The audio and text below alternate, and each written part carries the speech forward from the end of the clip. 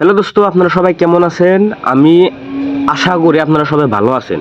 আর আপনাকে দোয়ার ও আশীর্বাদে আমিও আলহামদুলিল্লাহ ভালো আছি। এখানে আমি আছি মেট্রোতে। আর এই জায়গাটার নাম হচ্ছে দিল্লি। দিল্লি এয়ারপোর্টে যাবেন হচ্ছে মেট্রো থেকে। তো আমি আইতে আইতে অলরেডি আমি মেট্রো পার হয়ে এয়ারপোর্টের ভিতরে পাইলাম। আৰু আমি যাইবার নিছি দিল্লি এয়ারপোর্টের থেকে, মানে দিল্লি থেকে আসামে যাবে নিছি। তার মানে আমি আমাকে বাইতে যাবে নিছি। তো অলরেডি আমার চেকিং কমপ্লিট হয়ে গেছে গা। তারপরে ভিতরের আমি ভিউ দেখতেছি, মানে জায়গা দেখতেছি। বাপ রে বাপ, অসাধারণ, মাশাল্লাহ। তারপরে এই যে আমাকে একটা ডিসপ্লে আছে, মানে চার্ট আছে, আমাকে ফ্লাইট আছে 10টা বাজায়, স্পাইস জেট নামের ফ্লাইট। তো আমি 18 নাম্বার গেট পর্যন্ত জান রাখবো। ওনে আমার জাহাজটা ওনে খারাইবো। তো ওই গেটের থেকে আমার জাহাজের ভিতরে এন্ট্রি অন রাখবো। তো অলরেডি আমি নতুন, যার জন্য আমি জায়গাও দেখতেছি, মানুষের হোস করে আগ বাড়তেছি। কারণ আমি লাইফে কোনো দিনও দেখি নাই। আর দেখুন কেমন করে, আমি কোনো দিন আসামের বাইরে যাই নাই, কেমন করে দেখুন। আর এত সুন্দর, এত বড় এয়ারপোর্ট আপনারা না এলে কোনো দিনও মানে ফিল করা হবে না। সুন্দর জায়গাটা ফিল করা হবে না। তো আইফেন মজার জায়গা, অনেক বড় এয়ারপোর্ট। তো গেতে অনেক দূর আছে 18 নাম্বার গেট, মানে এয়ারপোর্ট তো ছোট না, অনেক বড়। যার জন্যে আরও আমি নতুন তাও যাইবা নিছি। নতুন যাই দেখবেন, সব মজার অভিজ্ঞতা হইতেছে। আর আমি আইছিলাম আমি রেলে আইছিলাম, এসি ডাব্বা কাটে আইছিলাম। আমি ভাবছি যে রেলেরও দিল্লি যে যামু, রেলেরও অভিজ্ঞতা নেবো, জাহাজের অভিজ্ঞতা নেবো। আর এই জায়গাটা কি সুন্দর দেখেন। তো আমি আইতে গেলে রেল আইছিলাম, এখন আমি যাইবার নিছি জাহাজের অভিজ্ঞতা নিয়ে দেখি। তো আমার আগে কোনো অভিজ্ঞতা নাই, তাও যাই দেখি। দোয়া করেন যাতে সহি সালামতে আসামে ল্যান্ড করা হারি। আর ভিতরে দেখছেন কি সুন্দর ভিউ, বাপ রে বাপ। একদম আমার দিল্লি এয়ারপোর্টটার জায়গা দেখে আমার ভিতর তো খুশি দিল গার্ডেন হয়ে গেছে গা। আরে গার্ডেন হওয়ার কথায় আপনি যখন নিজে আইফেন তখন হে বুঝা হারবেন, দেখারবেন, তখন ফিল করা হারবেন। বাপ রে বাপ, কত সুন্দর, কত বড় একটা এয়ারপোর্ট। যাই গে আমাগো ইন্ডিয়ায় যে এত বড় এয়ারপোর্ট আছে, তার জন্য আমরা সৌভাগ্য। আৰু গেতে অনেক দূর আছে 18 নাম্বার, যেটা আমার গেট। আর ওই সুদা যায় না, আমার বই থাকা লাগবো। তো আইতে জায়গা দেখতেছি। জায়গা আজকে তো কোনো আমনি লাগতেছে না, মজা লাগতেছে, নতুন সব দেখতেছি। আর আমি একবারে আমার রুমে থেকে অলরেডি আমি আইতে আমগো 18 নাম্বার যেটা গেট আছে, অলরেডি আমি আইনে এই সুদা বই রয়েছি। আৰু এই জায়গায় দেখেন ভাই, আমাগো মামাতো ভাই যেটা বুম রায় নেয়া অ্যাডভার্টাইজ করতেছে। আৰু আমাগো ফ্লাইট আইতে দেরি হবো, কারণ ফ্লাইট আসাল আমাকে 10টা বাজায়, কিন্তু এই ফ্লাইটটা অন্য জায়গায় গেছাল মৌসুমের জন্য, বৃষ্টির জন্য টাইম মতো আয় হার নাই, দেরি হইতেছে। আইতে কইতেছে দেরি হবো। দেখি কয়টা বাজায় আহে। পরে জায়গাটা দেখেন অনেক ভালো, কিন্তু আইতে দেরি হইতেছে দিকে, যার জন্য আমি জায়গা দেখতেছি। কারণ আগে আয় হারুম না, নাই কই হারুম না, যার জন্য আইসি যদি জায়গাটা মন ভরে দেখে যায়। আরও বিশ্বাস করবেন না ভাই, বাইরের থেকে ভিতরে এত বস্তুর দাম হই না, কিছু খাবার মন না। আৰু আবারও জায়গা দেখে টেকে আবারও আমি এনে নিয়ে বই রয়েছি।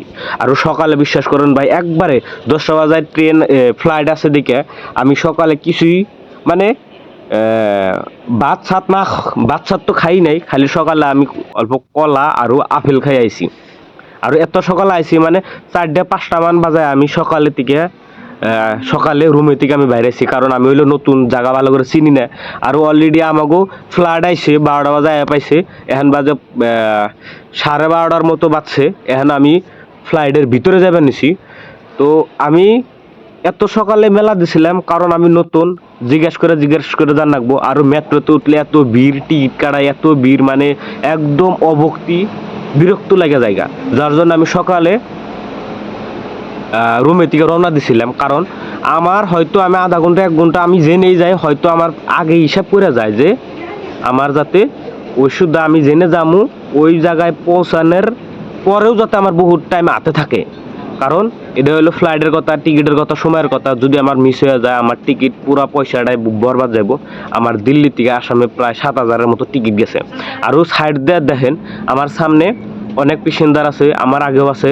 আর এত সুন্দর এয়ারপোর্ট, ওই অলরেডি ইন্ডিগো নামের একটা ফ্লাইট এই ল্যান্ড করতেছে। আর আমি বর্তমান দিল্লি আছি, এই দিল্লি থাকতেই আমাকে আসামে থাকা জনপ্রিয় আমরা সবাই চিনি জুবিন দা মারা গেছে সিঙ্গাপুরে পানিতে ডুবে মারা গেছে। তো সিঙ্গাপুর থেকে যখন আসামে নিয়ে গেল তখন এই মানে দিল্লি এয়ারপোর্টে ফার্স্টে ল্যান্ড করছাল, তারপরে এন থেকে আবার আসামে নিয়ে গেছে। তো যখন আমি দিল্লি আসছিলাম জুবিন দা মারা গেল খবরটা হই নাও, মানে খুব মনটা খারাপ লাগলো। মানে খারাপ তো লাগবেই, আমাকে আসামের একটা উন্নত একটা সিঙ্গার আসাল, আসামের একটা গৌরব আসাল। আমাকে আসামে এই জুবিন দা থাকার জন্যে আমাকে আসামটা অনেক দূরে দূরে থেকে চিনতো জানতো, আমাকে আসামটা অনেক মানে উৎসাহ পদে আসাল। আৰু আমি আইতে আইতে বহুত দূর আয়া পাইছি মানে একদম ফ্লাইটের কাছাকাছিতে আয়া পড়ছি। আর আমাকে চেকিং কইরা ভিতরে একজন একজন করে ভিতরে ঢুকে বানিয়েছে জানি না। আর এই যেটা দেখো না আমাকে ফ্লাইট স্পাইস জেট নামের ফ্লাইট, এটা জানি না আমি এই জার্নিটা কেমনে হবো। গেতে গেলা তো রেলে গেছিলাম মজার খড়র খড়র খড়র খড়র করে গেছি, এখন তো যামু ফ্লাইটে। গেতে গেলা আসামের থেকে দিল্লি গেছি কয়দিন 2 দিন 2 রাত আইলো নাকি, অলরেডি 2 মাস আগের কথা ভুলে গেছি গে। আর এখন যে যামু এখন আমাকে টাইম দেখাইছে 2 ঘন্টা 15 থেকে 20 মিনিট টাইম দেখাইছে যাওয়ার জন্য। তো এখন আমি উঠতাইছি 12:30 মতোই ধরে থন। তো 1টা বাজায় হয়তো জামু যায় না, অল্প বহার পরে 1টা বাজায় এন থেকে টেক অফ করবো, আসামে যায় দেখি কয়টা বাজায় ল্যান্ড করে। তো যাই হোক এই জার্নিটা অনেক ভালো হবো, সুন্দর হবো, আমার ব্লগে থাকেন। তো কেমনে করে যায় আপনারা সবাই দেখাবেন। অলরেডি আমার এই সাইডে একজন মেয়া বসে, ওই সাইডেও একজন মেয়া বসে, তার মানে 2 মেয়ার মাঝখানে আমি আছি। আরও আমাকে স্পাইস জেট ফ্লাইটটা দেখতে এরকম। তো অলরেডি 1টা বাজে আমাকে ফ্লাইটটা এখন রওনা দিব, পাঁচ ফেলে ব্যাক করতেছে, মানে ব্যাক করে তারপরে আগিয়ে যাব। যেমনি গাড়িতে যেমনি হ্যান্ডিম্যান থাকে ঠিক তেমনি ফ্লাইটেও হ্যান্ডিম্যানের মতো মানুষ থাকে। কি হিসাবে পয়সা রাখবো, পাশে কোনো জাহাজ টাজ আছে না নাই, সব কিছু সিদ্ধান্ত মানে কি দেখিয়ে দেয়, সেই হিসাবে ড্রাইভারটা কাম করে। তো দোয়া করেন যাতে সহি সালামতে আমরা এই দিল্লি থেকে আসামে যাতে যাইয়া ল্যান্ড করা হারি। কেমনে হবো জানি না, মানে আজকে প্রথম কোনোদিনও ফ্লাইটে উঠছিলাম না, আশা করি ভালো লাগবো। আর আমার অল্প ডর ফিল হইতেছে, কারণ কোনোদিনও যাইনি কে। আগে অনেক শুনছি, তো এমনি করে কথা কনা কেনা, আগে অনেক শুনছি যে বা নিউজও দেখছি ফ্লাইট দুর্ঘটনায় অনেক মানুষ মারা যায়। তো দোয়া করেন আমাকে যাতে কোনো অসুবিধা জানা, আমাকে খালি না মানে যে কোনো পেসেঞ্জার যে নেই জার্নি করবার যাক, যে নেই ঘুরবার যাক, তাকেও জানি কোনোদিনও দুর্ঘটনা ঘটে না। আল্লাহ জেনে নিকেও সহি সালামতে যাতে বাড়িতে পৌঁছে দেয়, এটাই দোয়া করি, এটাই আশা করি আল্লাহর কাছে, এটাই কামনা করি যাতে যে জেনে যায় সহি সালামতে বাড়িতে পৌঁছে আরে। অলরেডি আমাকে ফ্লাইট লাহে লাহে যেমনি গাড়ি আইগায় ঠিক তেমনি আমাকে জাহাজটাও আইগে বানিয়েছে। তো দেখি কেমনে লাগে, দেখতে থাকেন আপনারা সবাই কেমন করে যায় কেমন করে না যায় সব কিছু দেখাবেন। কত উঁচা পর্যন্ত আকাশে উড়ে সব কিছু আমরা দেখাবেন, দেখতে থাকেন। লাহে লাহে স্পিডে গেতাইছে, বহুত স্পিড যাইব।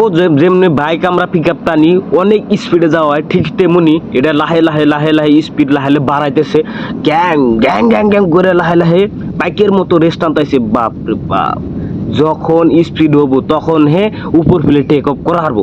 যেমনি কথাটা আপনি চিন্তা করে দেখেন। আচ্ছা একটা এই দেখেন কিরকম স্পিডে যাবেন, আরো স্পিডে যাবো, আপনারা সবাই দেখতে থাকেন। মানে অভিজ্ঞতা মানে খুব নতুন আমার, কিন্তু ভালো লাগবো। দেখেন কিরকম স্পিডে গেতেছে, বাপরে বাপ, কত স্পিডে চলতেছে। ঠিক মানে ড্রাইভারটাই কই হারবো, আমরা কই হারবো না, কিন্তু আমরা দেখা সত্ত্বে দেখতেছি অনেক স্পিডে আছে। আরও দেখেন সাইড দিয়ে কিরকম জাহাজ, মানে এত বড় এয়ারপোর্ট, মানে দেখে মানে আশ্চর্য, ওয়াও। যাই হোক লাহে স্পিড বাড়তেছে, কত স্পিড বাড়তেছে দেখেন মানে দেখে আমি আশ্চর্য। আর লাহে লাহে অলরেডি আমরা উপর ফ্লাই করতেছি গাইস। ও লাহে জাহাজটা অলরেডি বহুত মানে খাড়া হইতেছে, লাহে লাহে খাড়া হয়ে ডাইরেক্ট উপর ফেলে উঠতেছে। দেখেন বাপ রে বাপ, আল্লাহ আল্লাহ আল্লাহ আল্লাহ, সই সালামতে সই সালামতে। এই বিল্ডিং গুলা দেখো ইট্টু দেখাতেছে, একবার ইট্টু, বাপ রে বাপ, বিল্ডিং এর বাদে অন্য কিছু দেখা যায় না, একবার ইট্টু দেখাতেছে। আল্লাহ সই সালামতে দিল্লি থেকে আসামে ল্যান্ড করে দিও, আল্লাহ আল্লাহ সই সালামতে ল্যান্ড করে দিও। দেখুন গাইস, ও ফাইনালি আমরা কত উঁচায় উঠাইছি, তাও একদম জাহাজটা খাড়া আছে, কারণ আমরা এখনো উপরে গেতাইছি। আরও গাইস মেন কথাটা কইলামই না, যাই হোক আপনারা সবাই বোধহয় জানেন, আমি আগেও আপডেট দিছি। আমি দিল্লি আইছিলাম মোবাইল ট্রেনিং ইনস্টিটিউটে মোবাইলের কোর্স কমপ্লিট করবেন গিয়ে। তার মানে আমি যে মেকানিক আপনারা জানেন, তো অলরেডি আমি একটা দোকানে থেকে বহুত দিন থেকে মোবাইলের কাম শিখছি, আর ইঞ্জিনের কাম, আইসির কাম শিখবেন নিগে, মানে হার্ডওয়্যারের কাম শিখবেন নিগে আমি দিল্লি ট্রেনিং ইনস্টিটিউটে জয়নিং অলরেডি ওইছিলাম, ওই নিয়ে কোর্স কমপ্লিট করছি। অলরেডি আমি 1.5 মাসে কোর্স চালাম, আর 1.5 মাস কমপ্লিট কোর্স কইরে তারপরে আমি আজকে 2 মাস থাকলাম দিল্লিতে। 2 মাস পরে আমি আজকে দিল্লি থেকে আসামে রওনা দিছি। দোয়া করেন সই সালামতে যাহারি। আরও একটা কথা, আমাকে উপরে আরও অল্প দূর আছে আবরা দেখতে। দেখেন আগে আমরা ছোটকালে বা বাইতে উপর ফেলে চাইছি, আবরার তলে থেকে উপরে দেখছি যে আবরা উনি কি সিস্টেম থাকে, কত উঁচায় আবরা। ফাইনালি আজকে আল্লাহ দিন দিছে আবরা বগলের থেকে দেখার জন্যে, কত সৌভাগ্য। দেখুন আপনারা যদি কোনোখানে যান, ফ্লাইটে যাবেন, আবরা দেখারবেন একবার বগলের থেকে, আবরা একবার শূন্যতে, মানে শূন্যতে বাইসা রয়েছে। আবরা একটা, তার মানে কেমনি একটা বস্তু জানেন গাইস, মানে আমার মতে এটা একটা তো মানে ধুমার মতো, যেমনি আমরা কির কথা কম, পানির উপরে যেমনি পানা বাইসা থাকে, ঠিক তেমনি ধুমার মতো উপরে বাইসা থাকে। অলরেডি গাইস দেখছেন আমরা আবরা অলরেডি তলে ফেলাইছি, আবরার থেকে অনেক উঁচুতে উঠে গেছি আমরা। আরো উঁচাই উড়ামো, সরি আমি উড়ামো না, ফ্লাইট আরো উপরে উঠবো। আপনারা সবাই দেখতে থাকেন, আরো কত উপরে উঠে সব দেখতে থাকেন, সব দেখাবেন। অলরেডি আমাকে বহুত তলে আবরা একবার উপরে বাইসা রয়েছে। আমরা আগে ভাবতাম যে আবরায় বোধহয় আবরা দেয়া জাহাজ গেলে হয়তো খুন্দা লাগে, জাহিটাহি লাগে, কোনো জাহিটাহি লাগে না, একবার আরামে বই থাকেন। খালি কি অল্প ডর হবো, কেমনি ডর, মানে আমরা আগে যেমনি চকরিতে উঠলে বাধা ওঠার টাইমে যেমনি ভালো লাগছে, নামতে গেলা যেমনি মনে কয় যে আমাগো ডেল দিছে, একবার শূন্য আমরা শূন্যতে আছি, হুর করে যেমনি মনে কয় আমরা পড়ে যামগা, শূন্যতে আছি। ঠিক তেমনি উড়ার টাইমে ঠিক তেমনি শরীরে হুর করে, আরও একদম পাতলা মনে কয়, মানে আমরা সিডে নাই, সিডের থেকে একবার শূন্যতে বাইসা রয়েছি। আর অলরেডি আমাগো তলে দেখেন গাইস কত তলে আমরা আবরা থেকে কত উপরে উঠতেছি। আর এখানেও দেখেন জাহাজটা আমাগো কাইতে রয়েছে জাহাজটা। আরও অলরেডি আমরা আইতে গাইস অনেক দূর আইতে আমি রেকর্ডিং করছিলাম না, অনেক দূর আইতে আমরা ফাইনালি গুয়াহাটি আমাকে জাহাজ ল্যান্ড করতেছে।